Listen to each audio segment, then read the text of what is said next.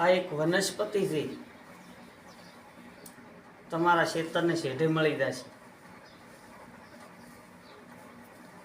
આના મૂળ છે ને એ જડીબુટ્ટી છે.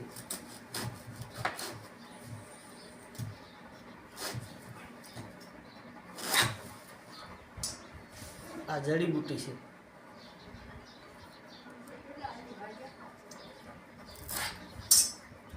અને ખાવાથી ગેસ, કબજિયાત, એસિડિટી